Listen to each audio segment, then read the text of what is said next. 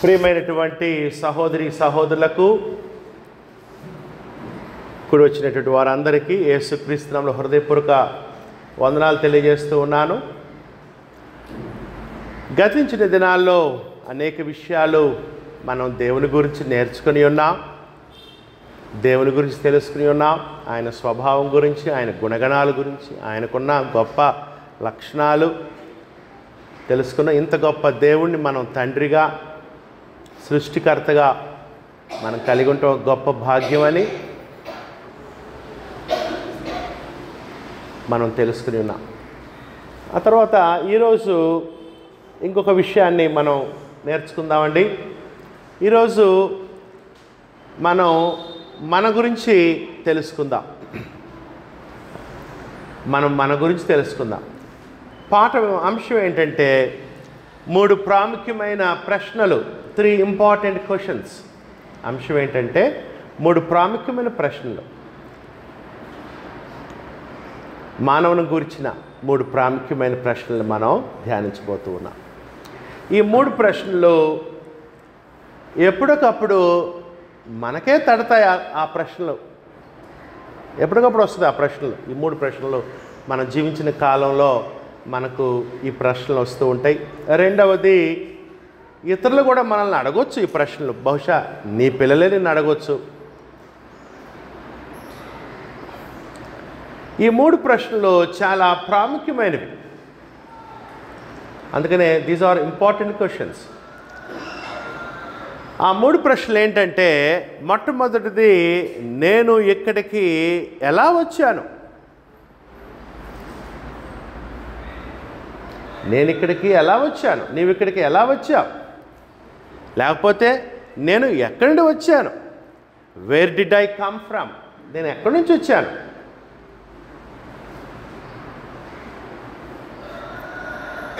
రెండవ ప్రశ్న ఏమిటంటే, ఇక్కడ నా పని ఏమిటి? రెండవ ప్రశ్న, what is my work here? ఈ భూలోకంలో వచ్చాను, సరే, నా పని ఏంటి? నా పని ఏంటి? మనిషిగా పుట్టాను, బాగానే ఉంది. నా పని ఏమిటి? నా యొక్క పని ఏమిటి? ఈ లోకంలో నేను ఎందుకు జీవించున్నా? ఈ లోకంలో నేను ఎందుకు జీవించాలి? ఈ లోకంలో జీవించుండగా నా పని ఏమిటి అనేది ఒక ప్రాముఖ్యమైన ప్రశ్న. మూడోది, నేను ఎక్కడికి వెళుచున్నాను? ఈ లోకాన్ని విడిచిన తర్వాతే వేర్ యామ్ ఐ గోయింగ్? నేను ఎక్కడికి వెళుతూ ఉన్నాను?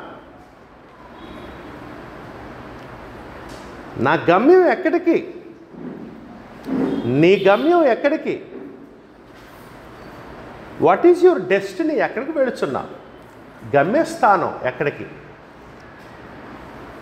అనేటువంటి 3 ప్రాముఖ్యమైన ప్రశ్నల్లో మనం సమాధానాన్ని మనం నేర్చడానికి ప్రయత్నిస్తూ ఉన్నాం. సహోదరి సహోదరులారా, చాలా ప్రాముఖ్యమైన ప్రశ్నలు ఇవి.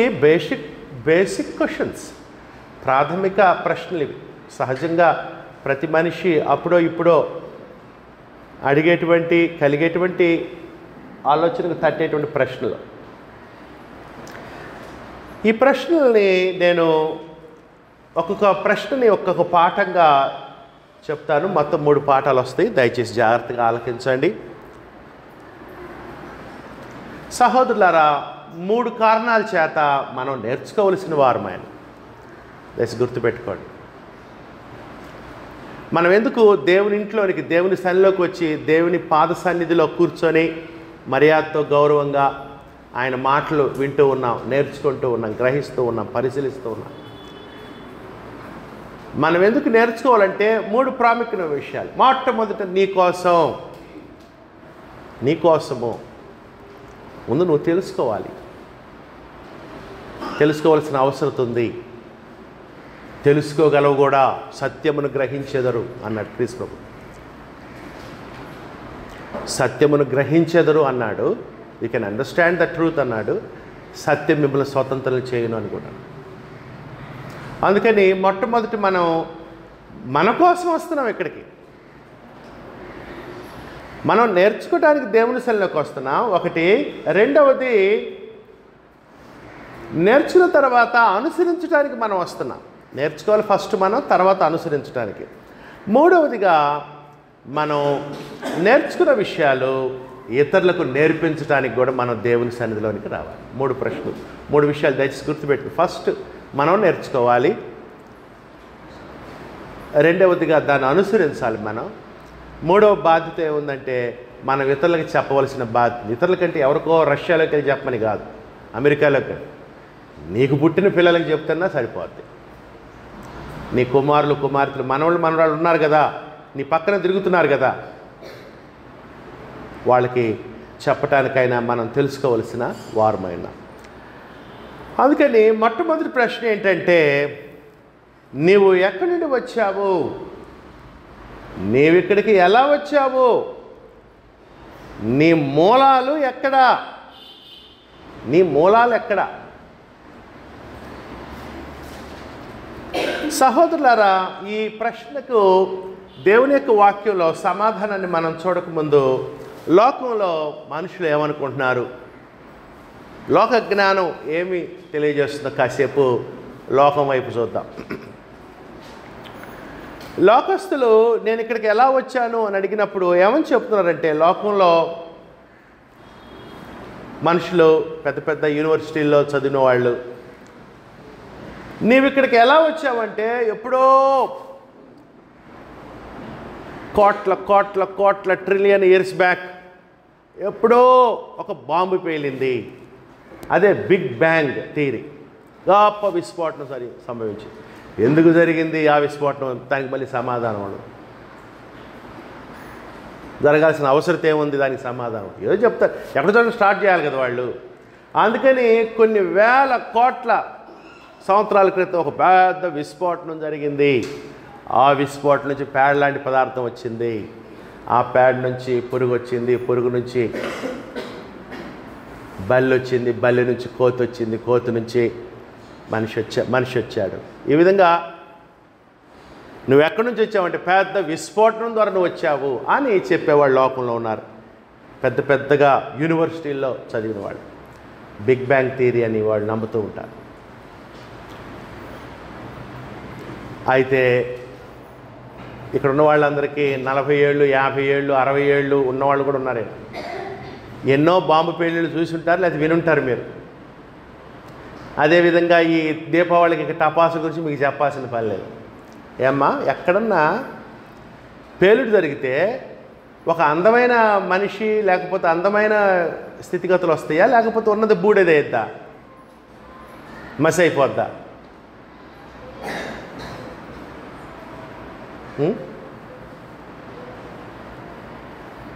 ఈ విధంగా లోకం నమ్ముతూ ఉంటుంది, చెప్తూ ఉంటుంది ఈ విషయాలు.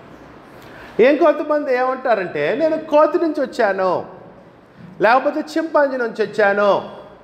చింపాంజీకి 5 ఏళ్ళు ఉంటాయి, ఇటు 5 ఏళ్ళు, నాకు కూడా 5 ఏళ్ళు ఉన్నాయి.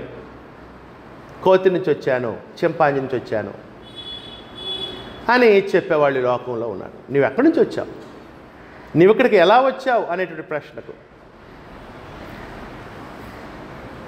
ఇంకొంతమంది ఏమని చెప్తారంటే, ఇక్కడికి నేను రావడానికి కారణము లక్. ఇక లక్, నేను మనిషిగా పుట్టడం ఒక లక్ వలన నేను వచ్చాను ఇక్కడికి, లేకపోతే యాక్సిడెంట్లు, ఆకస్మికంగా జరిగినటువంటి పరిణామాల ద్వారా నేను వచ్చాను, యాక్సిడెంటల్గా వచ్చాను నేను అనేవాళ్ళు కూడా ఉన్నారు.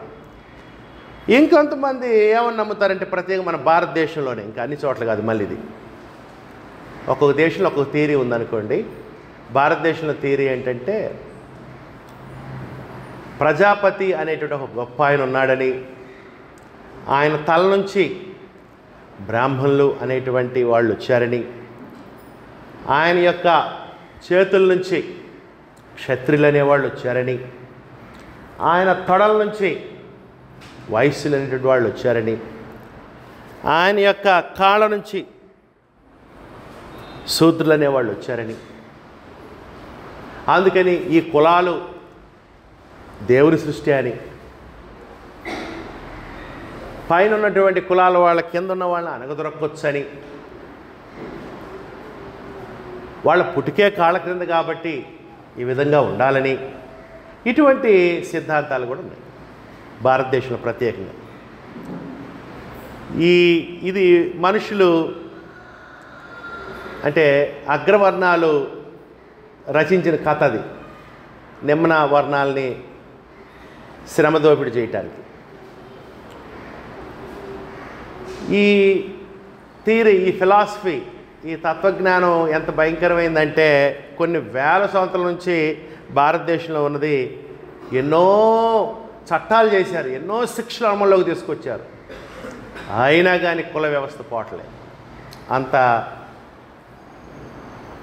భయంకరమైంది. ఇక మనుషులు ఈ విధంగా చెప్పేలేకే మనుషులు తన్నుకోవటం, గుద్దుకోవటం, నేను గొప్ప, నువ్వు తక్కువ, నీ పుట్టకే తక్కువ, మేము అగ్రవర్ణం అని కొట్టుకోవటం, తన్నుకోవటం, చంపుకోవటం మనం చూస్తూ ఉన్నాం. ఇప్పుడు కూడా ఆ మంటలు అక్కడక్కడ మండుతూ ఉంటాయి. ఈ విధంగా సహోదరి సహోదరులారా, ఇటువంటి అనేక ఆలోచనలు లోకంలో ఇంకొంతమంది తల్లిదండ్రులు వచ్చారని, వాళ్ళెట్టొచ్చిన వాళ్ళ తల్లిదండ్రుల ద్వారా వచ్చి, వాళ్ళెట్టొచ్చిన వాళ్ళ తల్లిదండ్రుల ద్వారా అని చెప్పేవాళ్ళు ఉన్నారు. ఇటువంటి సమయంలో రకరకాల సిద్ధాంతాలు ఉన్నాయి. దీనికి గాను ఆయా ప్రాంతాల్లో, జాతుల్లో రకరకాల ఆచారాలు, రకరకాల నమ్మకాలు ఉన్నాయి. అయితే మనం ఇప్పుడు ఏం చేద్దామంటే కాసేపు దేవుని వాక్యం దగ్గరికి వద్దాం. దేవుని వాక్యం దగ్గరికి వచ్చి దేవుడు ఏం చెప్తున్నాడు తన గ్రంథం నుంచి మనం పరిశీలిద్దాం. బైబిల్ నుంచి దేవుని వాక్యం మీకు ఇప్పుడు దాకా చెప్పినవి బాగున్నాయా, లేదా బైబిల్ ఏం చెప్తుందో చూసి ఏది శ్రేష్టంగా మీకు అనిపిస్తే చేయండి. ఏది గొప్ప సమాధానంగా ఉంది, ఏది మిన్నగా శ్రేష్టంగా ఉంది సమాధానం, దాన్ని అనుసరించండి. Choice is yours. మీకు ఆ స్వేచ్ఛ ఉన్నది. సహోదరులారా, దేవుని వాక్యం ఏమని చెప్తుందంటే, నీవు ఎక్కడి నుండి వచ్చావు, నీవిక్కడికి ఎలా వచ్చావు, నీ మూలాలు ఎక్కడా. ఇప్పుడు కూడా కొంతమంది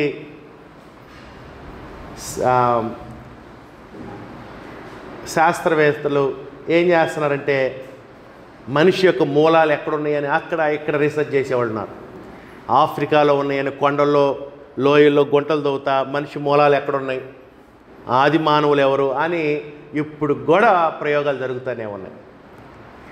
పురావస్తు శాస్త్రజ్ఞులు ఆ ప్రయత్నం చేస్తున్నారు. సహోదరి సహోదరులారా, నీవెక్కడి నుండి వచ్చావు, నీవిక్కడికి ఎలా వచ్చావు, నీ మూలాలు ఎక్కడా అనేటువంటి విషయం బైబిల్ దగ్గరికి వచ్చి మనం నేర్చుకునే దేవుడు ఏమని చెప్తున్నాడంటే, మనము దేవుని యొద్ద నుంచి వచ్చిన వారము, మనము దేవుని పోలిక, దేవుని స్వరూపంలో చేయబడ్డ వారము, మనము దేవుని సృష్టి అని దేవుని వాక్యం మనకు తెలియజేస్తుంది. ఆది కాండము 1వ అధ్యాయము 1వ వచనం చూడండి.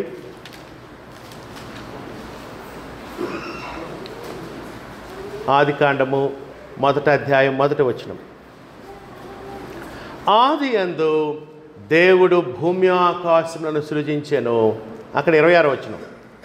దేవుడు మన స్వరూపమందు మన పోలిక చొప్పున నరులను చేయుదము, వారు సముద్రపు చేపలను, ఆకాశ పక్షులను, పశువులను, సమస్త భూమిని, భూమి మీద ప్రాకు ప్రతి జంతువును ఏలుదురుగా కని పలికెను. దేవుడు తన స్వరూపమందు నరుని సృజించెను. అదిగోండి, అది నీ మూలం. అక్కడి నుంచి వచ్చావు నువ్వు. దేవుడు తన స్వరూపమందు నరుని సృజించెను, దేవుని స్వరూపమందు వారిని సృజించెను, స్త్రీనిగాను పురుషునిగాను వారిని సృజించెను. నీవు దేవుడు సృజించుట ద్వారా ఈ లోకంలోనికి వచ్చావు. ఒక విధంగా మాట్లాడు, నువ్వు దేవుని యొద్ద నుంచి వచ్చావు. కోతి నుంచి రాలా, నువ్వు చింపాంజీ నుంచి రాలా, ఎక్కడో పెద్ద విస్ఫోటనం వెళ్తే నువ్వు రాలా. నీ మూలాలు దేవుని యొద్ద నుంచి వచ్చావు నువ్వు.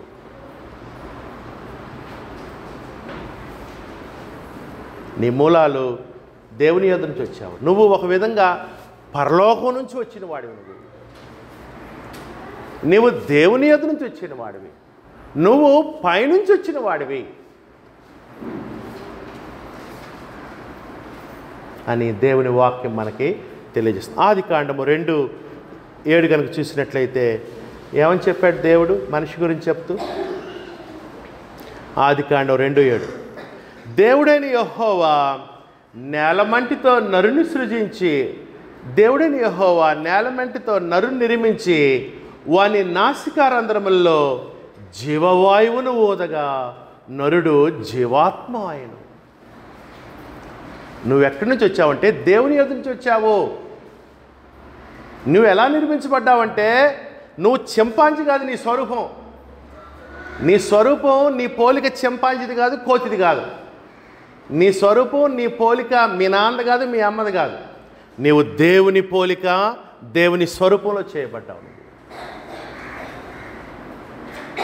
దేవుని స్వరూపం ఏంటి? యోహాను సువార్త 4:4, దేవుడు ఆత్మస్వరూపి అయినాడు. దేవుడు ఆత్మస్వరూపి అని ప్రభువుని క్రీస్తు చెప్పాడు. అందుకని నీ స్వరూపం నీ పోలిక ఎవరిది? నీది దేవుని పోలిక, దేవుని స్వరూపము. నీవు దేవుని సృష్టి, నువ్వు సృష్టము, దేవుడు నీ సృష్టికర్త అనేటువంటి విషయాన్ని దేవుని వాక్యం తెలియజేస్తుంది.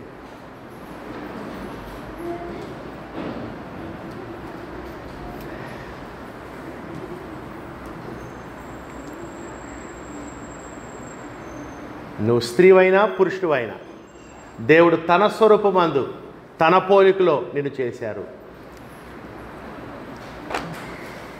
నాతో పాటు మీరు అపోస్తల కార్యములు 17వ అధ్యాయం తీస్తే పౌలు గారు ఈ విషయాన్ని చెప్పాడు అక్కడ ఉన్నటువంటి విగ్రహారాధికులకి.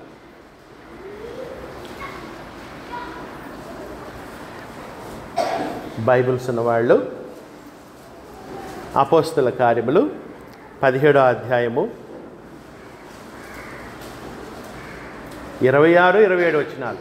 అపోస్తల కార్యములు 17వ అధ్యాయం 26-27 వచనాలు. మరియు యావత్ భూమి మీద కాపురముండుటకు ఆయన యొక్కన నుండి ప్రతి జాతి మనుషులను సృష్టించి, నువ్వు దేవుని సృష్టి. నువ్వు నమ్ము, నమ్మకపో. నువ్వు నమ్మినా దేవుని సృష్టే, నువ్వు నమ్మకపోయినా దేవుని సృష్టి. నీకు అది ఇష్టంగా ఉన్నా ఇష్టంగా లేకపోయినా దేవుని సృష్టి. ఎవరు దేవుని సృష్టి? ఆయన యొక్క నుండి ప్రతి జాతి మనుషులను సృష్టించాడు. భూలోకంలో ఉన్న ప్రతి జాతి, నల్ల జాతీలైనా తెల్ల జాతీలైనా, చైనా వాళ్ళైనా జపాన్ వాళ్ళు ఎవరైనా నీకు అసహ్యంగా ఉండొచ్చు, కానీ వారు ఎవరు సృష్టి? నీకు నచ్చకపోవచ్చు వాళ్ళు, కానీ వాళ్ళు దేవుని సృష్టి.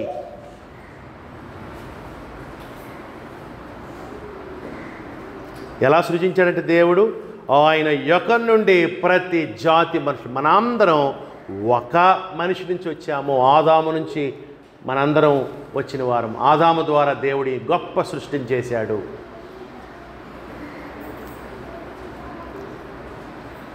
అంటే అర్థం ఏంటి? మనందరం ఒక పెద్ద కుటుంబము. మనందరికీ మూల పితరుడు ఒక్కడే, ఆదాము. ఆదాము నుంచి వచ్చాం మనం.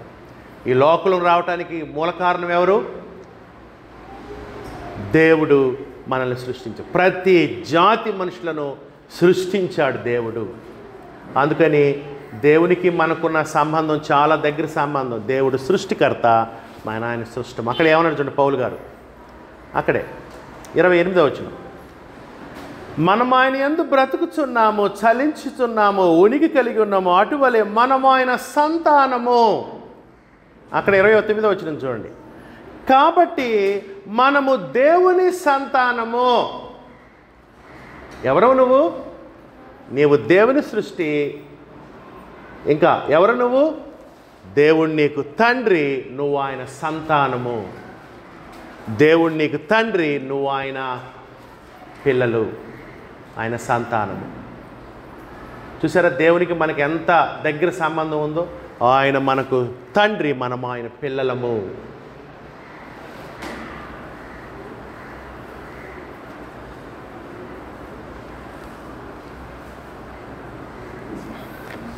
ద్వితీయోపదేశకాండము. మన మూలాలు ఎక్కడ మన మూలాలు? కొండల్లో, గుహల్లో, లోయల్లో ఎదుగుతున్నారు మనుషులు. ప్రాచీన మానవులు ఏడున్నారు, ఎక్కడి నుంచి వచ్చామని. మన మూలాలు ఎక్కడి నుంచి అంటే దేవుని యొద్ద నుంచి. ద్వితీయోపదేశకాండం 30వ అధ్యాయము 20వ వచనము.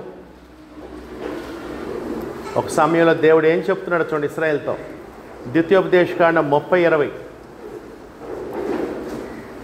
నీ పితరులైన అబ్రహాము, ఇస్సాకు, యాకోబులకు ఆయన ప్రమాణము చేసిన దేశంలో మీరు నివసించినట్లు జార్చండి.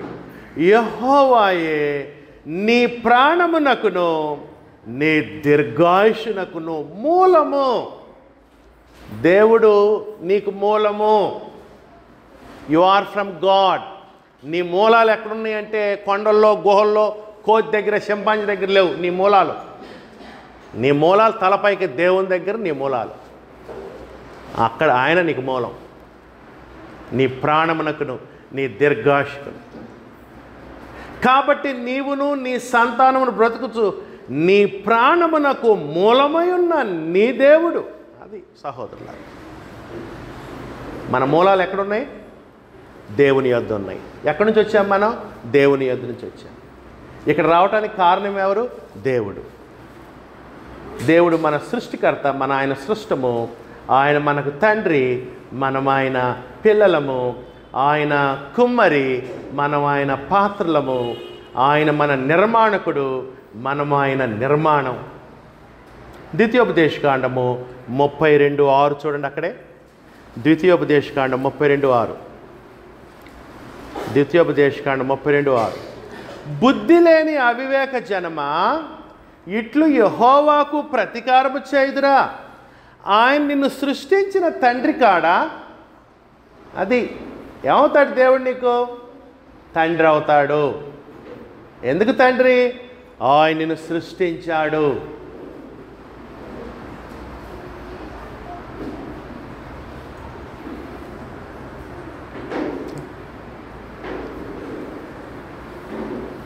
ఆయనే నిన్ను పుట్టించి స్థాపించెను.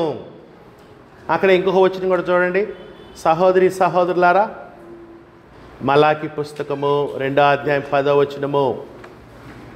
మలాకి 2:10. మలాకి 2:10. మలాకి 2:10. మనకందరికీ తండ్రి ఒక్కడే కాడా?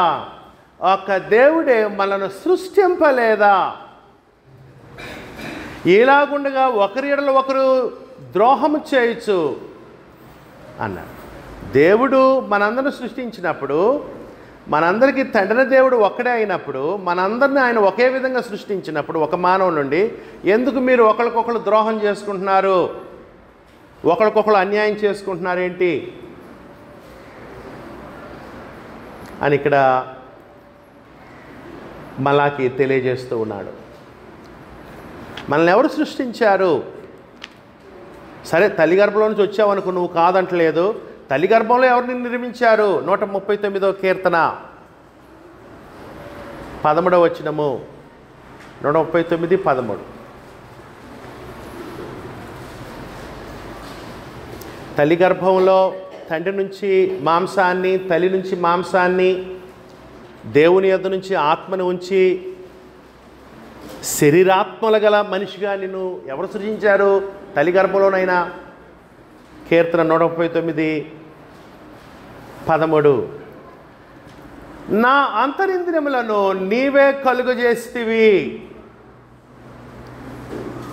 నా తల్లి గర్భమందు నన్ను నిర్మించిన వాడవు నీవే.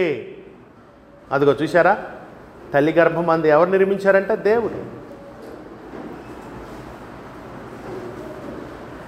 నీవు నన్ను కలుగు చేసిన విధము చూడగా భయమును ఆశ్చర్యము నాకు పుట్టుచున్నది. అందును బట్టి నేను నీ కృతజ్ఞతాస్తులు చెల్లించున్నాను. నీ కార్యములు ఆశ్చర్యకరములు, ఆ సంగతి నాకు బగుగా తెలిసి ఉన్నది. నేను రహస్యమందు పుట్టిన నాడు తల్లి గర్భంలో భూమి యొక్క అగాధ స్థలంలో విచిత్రంగా నిర్మింపబడినాడు.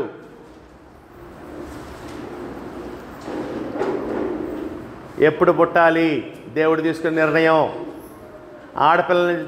ఆడపిల్లని నిర్మిద్దామా మగపిల్లల్ని నిర్మిద్దామా దేవుడు తీసుకున్న నిర్ణయం.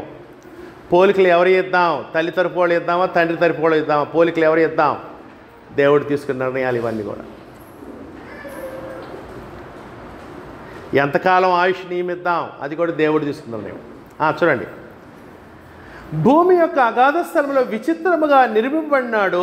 నాకు కలిగిన ఎముకలను నీకు మరుగైనలేదు. నేను పిండమునై ఉండగా నీ కన్నులు నన్ను చూచెను. నియమింపబడిన దినములలో ఒకటైనను కాకమునిపే నా దినములన్నీ నీ గ్రంథములో లిఖితములాయను. నీ డేట్ ఆఫ్ బర్త్, నీ డెత్ సర్టిఫికెట్, నీ పోలికలు, నీ ఫింగర్ ప్రింట్స్, నీ ఐరిష్ కోడు, నీ కంటి రేఖలు మొత్తం డిసైడ్ చేసేది.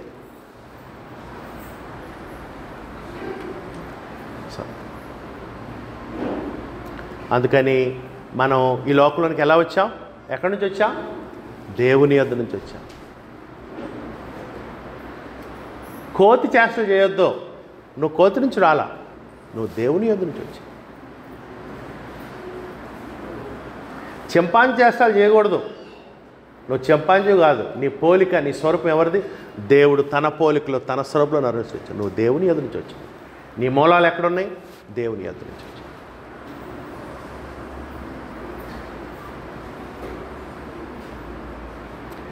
ఇర్మియా పుస్తకము 1వ అధ్యాయం 5వ వచనము.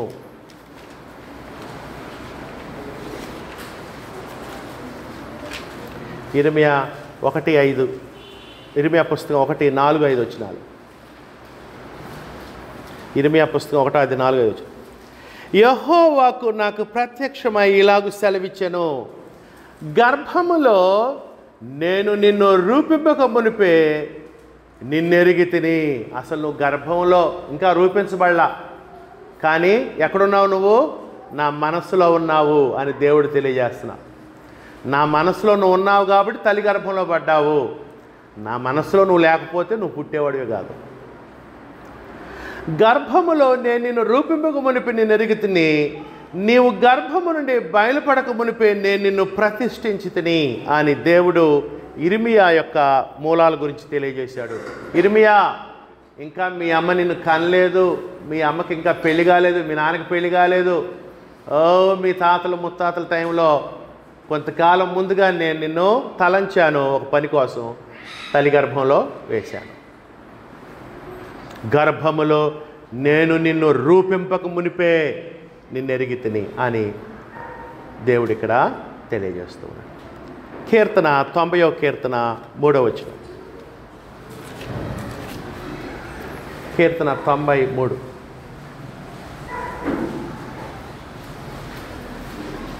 నీవు మనుషులను మంటికి మార్చుచున్నావు, నరులారా తిరిగి రండని నీవు సెలవిచ్చుచున్నావు. అది దేవుడు ఏం సెలవిస్తున్నాడంట, తిరిగి రండి.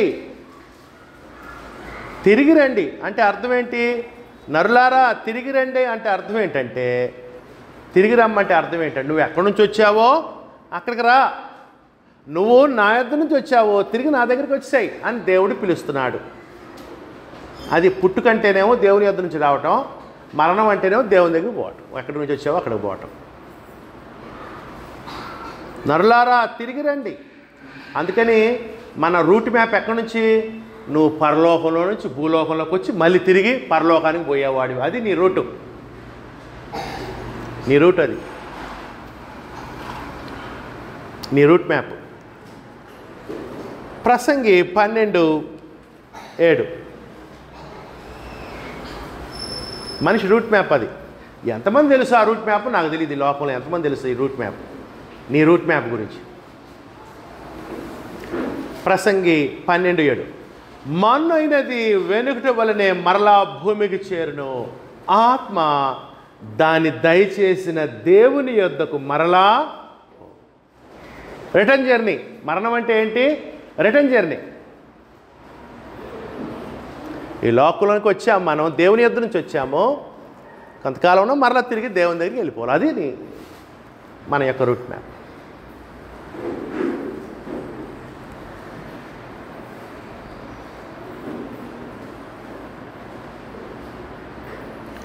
కీర్తన 100వ కీర్తన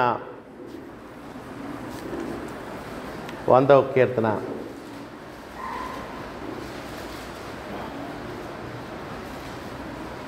100వ కీర్తన మొదటి 3 వచనాలు చూడండి సహోదరులారా. సమస్త దేశములారా, అది ఏదో ఒక దేశం కాదు, సమస్త దేశములారా యెహోవాకు ఉత్సాహధ్వని చేయుడి, సంతోషముతో యెహోవాను సేవించుడి. దేవుని దగ్గరికి వచ్చేటప్పుడు ఉత్సాహంతో రావాలంట, దేవుని దగ్గరికి వచ్చేటప్పుడు సంతోషంగా రావాలంట. ఎందుకు? ఉత్సాహగానము చేయుచు ఆయన సన్నిధికి రండి, యెహోవాయే దేవుడని తెలుసుకునుడి, ఆయనే మనలను పుట్టించెను. అది మనము ఆయన వారము. నువ్వు సాతానికి సంబంధించినోడు కాదు, నువ్వెవరికో సంబంధించినోడు కాదు. మనము ఆయన వారము, మనము ఆయన ప్రజలము, ఆయన మేపు గొర్రెలము. ఆయనే మనను పుట్టించిన ఒకటే ఫుట్ నోట్లో ఏమనుందంటే, మనలను మనమే సృజించుకొనలేదు, ఆయనే మనను పుట్టించను. అందుకని నువ్వు ఎక్కడి నుంచి వచ్చినవాడివి? నువ్వు పరలోకం నుంచి వచ్చినవాడు. నీ బిగినింగ్ మామూలుది కాదు. నువ్వు కుక్కవు కాదు, నక్కవు కాదు, బల్లివి కాదు, కోతివి కాదు, ఏదో బాంబు వెళ్తే వచ్చిన బూడిదవి కాదు, బొగ్గువు కాదు, ఎవడో తలకాయ నుంచో లేదా కాళ్ళ నుంచి వచ్చినోడు కాదు. నువ్వు దేవుని యొద్ద నుంచి వచ్చినవాడు. నీవు దేవుని సృష్టి, నీవు దేవుని స్వరూపం. నీది ఎవరి స్వరూపం? మిమ్మది కాదు, మీ నాన్నది కాదు. అది దేహం, నీ పోలిక, నీ స్వరూపము, నీ పోలిక దేవుని స్వరూపం. దేవుడు ఆత్మస్వరూపం, నువ్వు కూడా ఆత్మస్వరూపం. దేవుడు నిత్యం ఉంటాడు, నువ్వు కూడా నిత్యం ఉండేవాడు. దేవుడు అక్షయుడు, నువ్వు కూడా అక్షయమైన వాడు. దేవుడు శాశ్వతుడు, నువ్వు కూడా శాశ్వతమైన వాడు. నీవు దేవుని పోలిక, దేవుని స్వరూపంలో సృజించబడ్డవాడివి. అందుకని నువ్వు మీ నాన్న కొడుకులాగా జీవించకూడదు, నువ్వు మెమ్మ కొడుకులాగా జీవించకూడదు, మీ మేనమామ కొడుకులాగా మేనమామ అల్లులాగా జీవించకూడదు. నువ్వు దేవుని కొడుకుగా, కూతురుగా జీవించాలి. అది సరిగ్గా నీ పుట్టుపురత్రాలు ఇవి, నీ మూలాలు ఇవి. అసలు యాక్చువల్గా నీ మూలాలు ఇవి. నువ్వు ఎక్కడి నుంచి వచ్చావు, నీవు ఇక్కడికి ఎలా వచ్చావు, నీ మూలాలు ఎక్కడ అనేటువంటి ప్రశ్నకి సమాధానం ఏంటంటే, మనం దేవుని యుద్ధం నుంచి వచ్చాము, పరలోకం నుంచి వచ్చాము, పైనుంచి వచ్చాము. ఈ ఆలోచన ఎప్పుడైతే మనిషికి కలిగిద్దో, ఇది మారు మనస్సుకు నడిపిస్తుంది. ఈ ఆలోచన దేవుని వైపు మనల్ని మారుస్తుంది. అదే క్రొత్త జన్మ, క్రొత్త జీవితం. ఈ అవగాహన కలిగినంత వరకు నువ్వేమనుకుంటావంటే, డబ్బు సంపాదించడం పరమావధి కావాలి ఈ జీవితంలో, అందమే అసలు దాన్ని కాపాడుకోవటం ఈ జీవితం పరమావధి కావాలని రుద్దుతూ ఉంటావు. నువ్వు ఏదో అనుకుని బతుకు ఏమీ లేకుండా చచ్చిపోతావు. రూట్ మ్యాప్ మర్చిపోయి ఏడో దిగి ఏడో పడి ఏడో పోతుంటాం. మన మూలాలు మనం తెలుసుకోవాల్సిన అవసరత. మనము ఏమన్నాడు? ఆయనే మనలను పుట్టించెను, మనము ఆయన వారము, మనము ఆయన ప్రజలము, ఆయన మేపు గొర్రెలము. దేవుని యొక్క సృష్టి మనము. సహోదరులారా, దేవుడు మనకేమవుతాడు? తండ్రి అవుతాడు. నువ్వేమవుతావు దేవునికి? దేవుని కుమార్తెవి, కుమారుడు అవుతావు.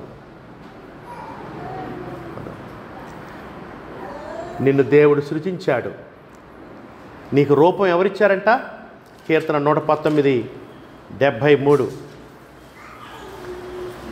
నీ రూపం ఎవరిది? నీ చేతులు నన్ను నిర్మించి నాకు రూపు ఏర్పరిచాను. అది నీకు ఈ రూపం ఇవ్వటానికి ఎవరికి ఇష్టమైంది? ఏమ్మా, నీకు ఈ రూపం ఇవ్వటానికి ఎవరు ఇష్టమైంది? దేవునికి ఇష్టమైంది ఈ రూపం. ఒక్కొక్కసారి తల్లికే నచ్చదు, పుట్టిన ఆమె కంటది, మళ్ళీ 9 నెలలు మోసి ఆమె కంటది, కానీ ఏమంటుంది తెలుసా? స్నానం చేయించినప్పుడు కొద్దిగా తెల్లగా పుడితే బాగుండేది, తెల్లగా పుడితే బాగుండేది. తల్లి అంటది, వాడు ముక్కు లాగితే ఏమంటుంది? కొద్దిగా ముక్కు ముందుకుంటే బాగుండు, ముందుకుంటే బాగుండు అని. నీకు నచ్చలేదేమో తల్లిగా, తండ్రిగా, అది దేవుడిచ్చిన రూపం. అది ఆయనకి ఇష్టమైంది ఆ రూపం నీకు ఇవ్వటం. నువ్వు అనుకోవచ్చు మగపిల్లడు పుడితే బాగు, లేదు, దేవుడు నిన్ను స్త్రీకి పుట్టించడం ఆయనకి ఇష్టమైంది రూపం ఇవ్వటం. నీ చేతులు నన్ను నిర్మించి నాకు రూపం ఏర్పరిచాను, ఆ రూపం ఇవ్వటంలో దేవునికి ఇష్టమైంది. దాన్ని మనం ఏం చేయాలి? ఈ రూపం దేవునికి ఇష్టమైంది, దేవుని కృతజ్ఞతలు. ఏమన్నాడు దావీదు? కొద్దిగా హైట్ పెంచాయా అన్నాడా? నా తల్లి గర్భమందు నన్ను నిర్మించిన వాడవు నీవే, నీవు నన్ను కలిగించిన విధము చూడగా ఆశ్చర్యమును భయమును పుడుతున్నది, అందును బట్టి నేను నీ కృతజ్ఞతాస్తుతులు చెల్లించు.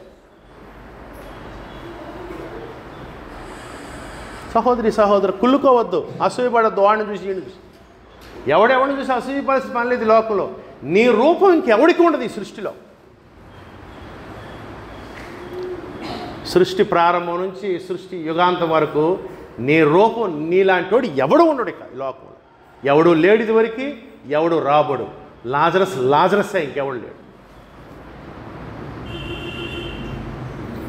వేల వేల వేల వేల ట్రిలియన్ ఎంతంతో మన మానవ జనాభా, వాడు నువ్వు ఒక్కడవే. నువ్వు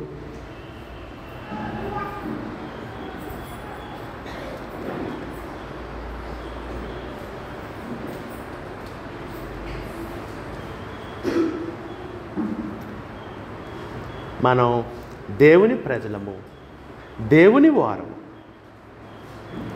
ఆయన మనకు తండ్రి, మనం ఆయన పిల్లలము, మనం ఆయన సృష్టి అనే విషయాన్ని మనం ఎప్పుడు కూడా మర్చిపోకూడదు సహోదరి సహోదరుల. ఎప్పుడైతే మనం దేవుని సృష్టి అని తెలుసుకుంటామో, ఎప్పుడు జ్ఞానం స్టార్ట్ అయ్యిద్ది అన్నాడు సొలొమోను. అసలు సొలొమోను జ్ఞానం ఎప్పుడు beginning? When the knowledge begins అన్నాడు. స్కూల్కి వెళ్ళినప్పుడు ఈరోజు కాదు. సొలొమోను ఏమని గొప్ప జ్ఞానం కలిగిన ఆయన ఏం చెప్పాడంటే, యెహోవా యందు భయభక్తులు కలిగితే జ్ఞానమునకు మూలం. Fear of the lord is the beginning of the knowledge అన్నాడు. ఎప్పుడైతే నువ్వు దేవుని యందు భయం భక్తి కలిగి ఉంటావు, that is your beginning, a new life. ఒక క్రొత్త జీవితాన్ని నువ్వు రుచి చూస్తావు, ఒక క్రొత్త గమ్యం వైపు నడుస్తావు, ఒక క్రొత్త గురి వైపు నడుస్తూ ఉంటావు. అందుకని సహోదరి సహోదరు, మనిషి జంతువులాగనో కోతిలాగనో నడవకూడదు. మనం దాని పోలిక కాదు. ఎవరిలాగా నడవాలి? మనం దేవుని కుమారులంగా కుమార్తెలుగా నడవాలి. మనం దేవుని పిల్లలము, ఆయన సంతానము, దేవుని పోలిక మంది, దేవుని స్వరూపం మంది. బైబిల్లో ఎంతోమంది భక్తులు ఈ విషయాన్ని గ్రహించారు. మొట్టమొదట కొడుకును కనింది తల్లి. ఎవరు? హవ్వ. అసలు జీవము కలిగిన ప్రతివానికి ఆమె తల్లి అన్నాడు ఆదాం. మొట్టమొదటి కొడుకును కానీ ఏమని తెలుసా? తల్లి అచ్చం నీ పోలికన ఆదామునో, అచ్చం నా పోలిక అనలా. ఆమె ఏమనిందంటే, యెహోవా దయ వలన నేను ఒక మనుష్యుని సంపాదించుకున్నాను.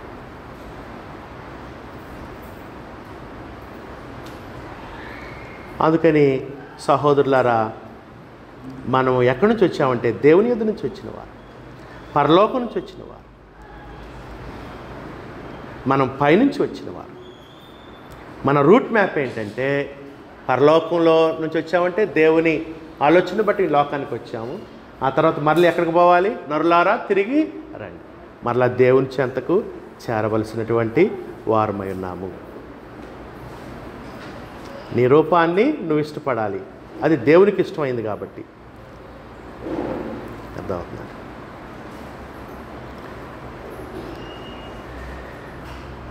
అందుకని సహోదరులారా, నీ స్థితి ఏ స్థితి?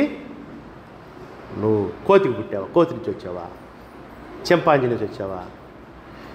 నువ్వు ఏదో విస్ఫోటనం పేల్తా వచ్చినాడు నువ్వు ఎవడో కాళ్ళ నుంచి వచ్చావా? నీ స్థాయి ఏంటంటే దేవుని కుమారుని స్థాయి. నీ స్థాయి దేవుని కుమార్తె స్థాయి. అందుకని దేవుని కుమార్తెగా, దేవుని కుమారుడుగా జీవితం, ఆ స్థాయి నీది. ఉన్నతమైన స్థాయి, మానవుని స్థాయి. నీ మూలాలు మామూలు మూలాలు కదా, ఉన్నతమైన మూలం, శ్రేష్టమైన స్థితి నీదని బైబిల్ చెప్పింది. లేకపోతే ఎవడికి తట్ల, మనుషులకు తట్ల, అది దేవుడి వాక్యం చెప్పింది మనకి. నీది శ్రేష్టమైన స్థితి, నీది శ్రేష్టమైన స్థాయి, నీది శ్రేష్టమైన మూలము. దేవుడు తన పోలికలో తన స్వరం నిన్ను సృజించుకున్నాడు. నువ్వు దేవునికి కుమార్తెవి, కుమారుడివి. దేవుడు నీకు సంతానం, నువ్వు దేవుడు నీకు తండ్రి, నువ్వు ఆయన పిల్లలవి అని దేవుని వాక్యం మనకి తెలియజేస్తుంది. మోషేని దేవుడు వెళ్ళమన్నాడు, నా ప్రజల్ని నడిపించవయా నాయకుడిగా అన్నాడు. మోషే ఏమన్నాడంటే, అన్నీ అన్న తర్వాత చివరిలో ఒక మాట అన్నాడు. ఏమన్నాడయా, నీకు తెలియని విషయం ఒకటి చెప్తున్నాను చూడు దేవా, నాకు నోటి మాంద్యం ఉంది, నత్తోడిని నేను, నా ప్రజలు నడిపించాలంటే మంచి మాట్లాడేవాడు కావాలా, నేనేమో నోటి మాంద్యం, నాకు నత్తుంది, నీకు తెలియదేమో, చెప్తున్నా జాగ్రత్త చూడు నా సంగతి అని దేవునికి మోషే చెప్పడు. దేవుడు ఏమన్నాడు దేవుడు, ఆ నొక్కు నేను పెట్టిన నొక్కే అన్నాడు. ఆ నొక్కు ఎవరు పెట్టిన నొక్కు అన్నాడు, నేను పెట్టిందే నొక్కు అన్నాడు. నిర్గమకాండము 4వ అధ్యాయము 10వ వచనం చూడండి సహోదరులారా. నిర్గమకాండము 4వ అధ్యాయం 10, 11. అప్పుడు మోషే, ప్రభువా, ఎంతకు మునుపైను నీవు నీ దాసునితో మాట్లాడినప్పుడు నేను మాట నేర్పరిని కాను, నేను నోటి మాంద్యముగా నాలుక మాంద్యం గలవాడని యెహోవాతో చెప్పగా, యెహోవా, మానవులకు నోరిచ్చిన వాడు ఎవడు, మూగవాన్నే కానీ, చెవిటివాన్నే కానీ, దృష్టి గలవాన్నే కానీ, గుడ్డివాన్నే కానీ పుట్టించిన వాడెవడు, యెహోవానైన నేనే కదా. ఏది నాకు చెప్తున్నావేంది? పిల్లొచ్చి గుడ్డినే కిరిచిందంట. అట్లానే ఈ పిల్ల గుడ్డికి చెబుతుంది, మోషే అనేటువంటి పిల్ల, ఏమైనా ఇట్ట నేనెట్టా నీకు తెలియదేమో అని. నేనే ఆ లోపం పెట్టాను, నొక్కింది నేనే, పో అన్నాడు. గుడ్డివాడు అడుక్కుంటుంటే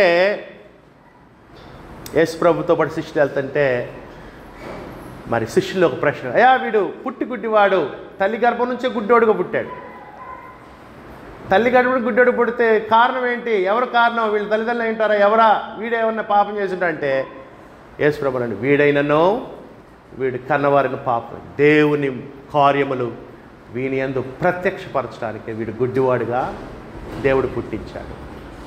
దేవుడు కొన్ని పనులు చేయాలని, అద్భుతాలు చేయడానికి వీడిని ఎట్ట పుట్టించాడు.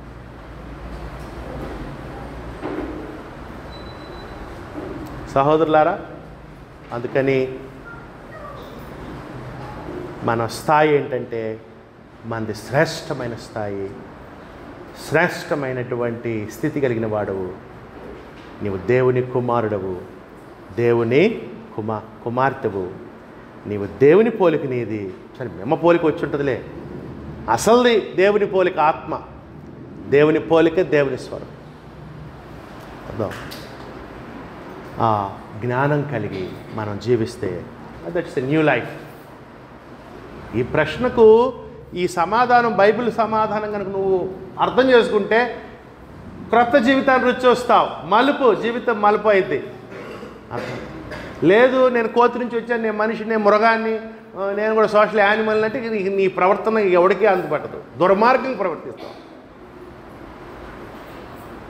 అర్థం, ఆ విధంగా జీవించకూడదు. అందుకని సహోదరులారా, మనం దేవుని పిల్లలుగా మనం జీవించాలి. ద బెస్ట్ రీజన్, ముఖ్య కారణం నువ్వు ఎలా ఈ లోకానికి వచ్చావంటే నీ మూలాలు ఎక్కడి నుంచి ఉంది, దేవుని యొద్ద నుంచి. అప్పుడు నువ్వు బెస్ట్ లైఫ్ని లీడ్ చేయగలవు. అందుకని ఎవరిని ద్వేషించుకోకండి, ఎవరిని ద్వేషించకూడదు. ఆ రూపం ఇవ్వటం దేవునికి ఇష్టమైంది. అందుకని మనం ఎవరిని కూడా ఎగతాళి చేయకూడదు వాళ్ళ ఫిజికల్ అపియరెన్స్ని బట్టి. అది దేవుడిచ్చిన రూపం కాబట్టి దాన్ని మనం గౌరవించడం నేర్పించాలి. దావీదు చెప్పినట్లుగా, నీవు నన్ను కలుగు చేసిన విధము చూడగా ఆశ్చర్యమును భయమును పుట్టుచున్నది, అందును బట్టి నేను నీ కృతజ్ఞతాస్తుతులు చెల్లించున్నాను అని దేవుని ఘనపరిచి మిగతా శేష జీవితంలోనైనా దేవుని కుమారులుగా దేవుని కుమార్తెలుగా జీవించుదాం. ప్రభు చిత్తం అయితే వచ్చే కూడికలో రెండవ ప్రశ్న, ఇక్కడ నా పని ఏమిటి? What is my work here? ఆ ప్రశ్న కూడా లోకం ఏమనుకుంటుందో చూద్దాం కాసేపు. దేవుని వాక్యం ఏం చెప్పిందో చూస్తే ఈ 3 ప్రశ్నలకి దేవుని వాక్యం ఇచ్చినంత శ్రేష్టమైన సమాధానం ఈ లోకంలో మీరు ఎక్కడ చూడలేరు. అంటే ఒక శ్రేష్టమైన జీవితాన్ని దేవుని వాక్యం నీకు నాకు ఇవ్వగలదు. మీ అందరికీ కృతజ్ఞతలు.